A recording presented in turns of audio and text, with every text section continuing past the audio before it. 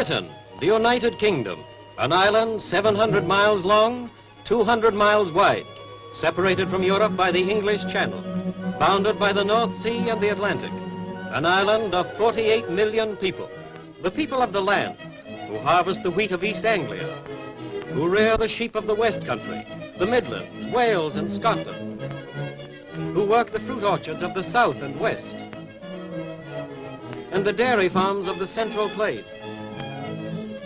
The Britain of farmhouses, villages and market towns. Industrial Britain, the world's workshop. Its people living in towns and cities, Glasgow, Manchester, London and a score of others.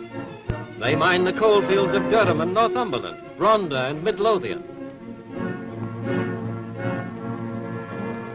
They work with steel and iron in the foundries and machine shops. They build ships on the Clyde and the Tyne, at Barrow, Liverpool and Belfast. They build locomotives at Doncaster and Swindon. They weave wool on the looms of Yorkshire. Spin cotton on the frames of Lancashire. 1,000 industries, 1,000 products, 1,000 manufactures for export overseas.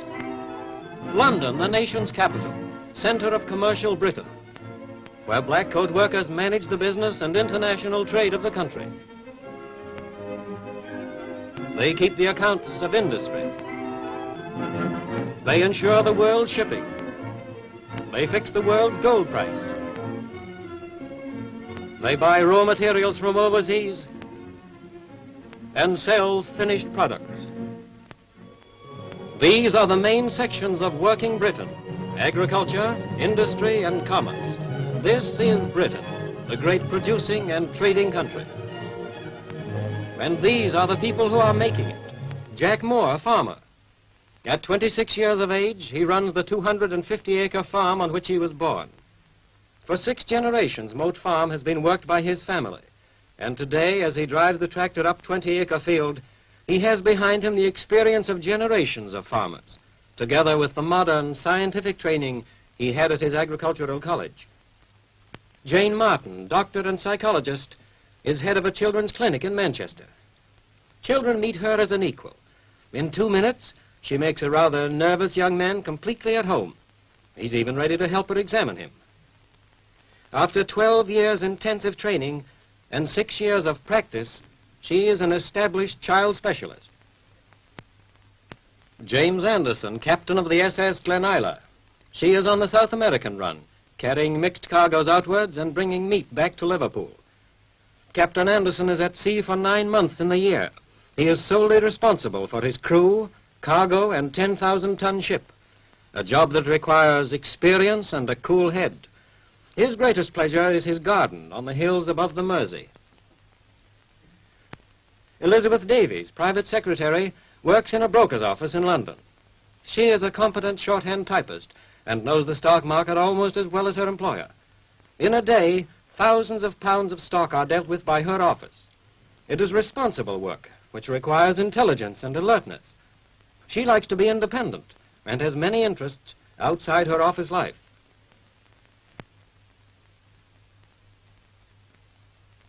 Sam Hawker, silversmith, has worked with this Birmingham company for 40 years, from apprentice to journeyman to master craftsman.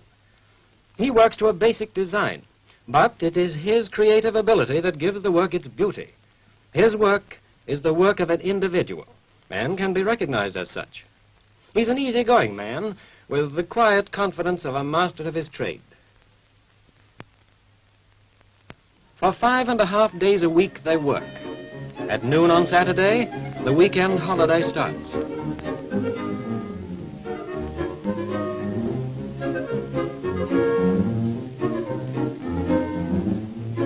Saturday afternoon, the time for sport.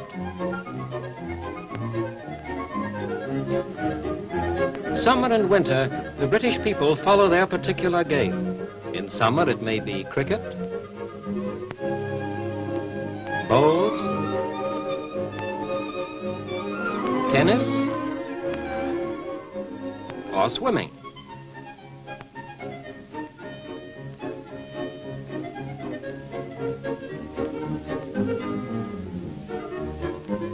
In winter, skating. A friendly game of curling.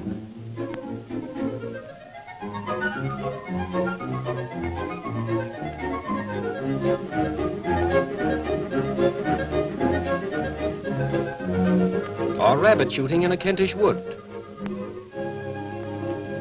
with ferrets and a dog.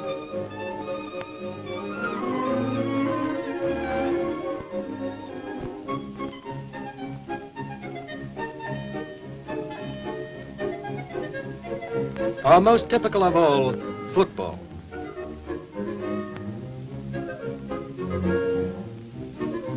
"20,000 people, steel workers, miners, and textile operators, have come 300 miles with their team, and on a football field mingle with the people of the South. 80,000 of them, from every walk of life, are united by a game. It is a time when people meet, when pleasures are shared, when community life is at its best. And there are those who stay at home.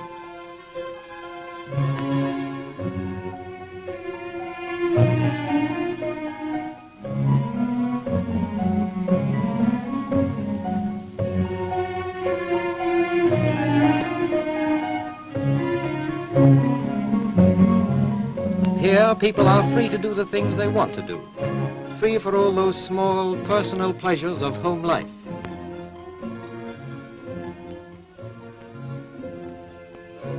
In the evening, the farmhouse kitchen and the town sitting room become the centers of family life. Mother, father, and the children are home for high tea. Throughout the week, they've been separated, but today they're together and can enjoy the unity of family life. A daughter brings home a friend to spend the weekend with her family, and they gossip cheerfully as they fit a dress.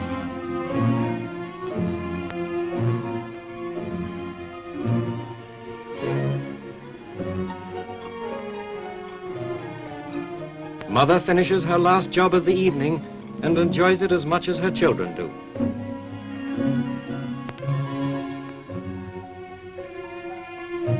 It is within these family surroundings that children and their parents learn to appreciate the values of human associations. It is here that they learn the give and take of living with others, consideration, tolerance, unselfishness, and generosity.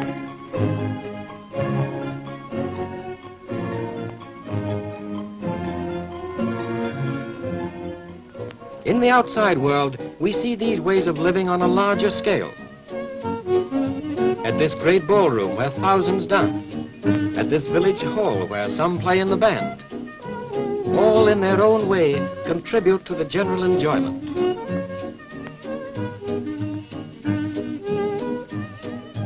At the local inns, Britain meets.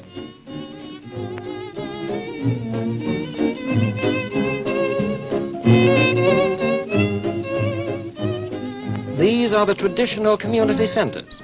They're even called public houses, where people go to talk and play games, where men and women, friends and neighbors come together, where the qualities of human relationships are at their best.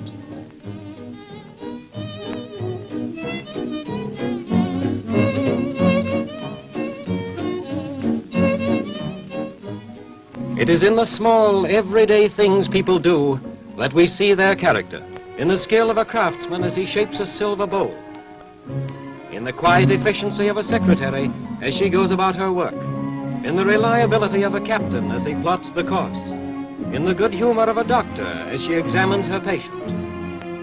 In scenes like these, we see not only the character of individuals, but the character of a whole people, the British people.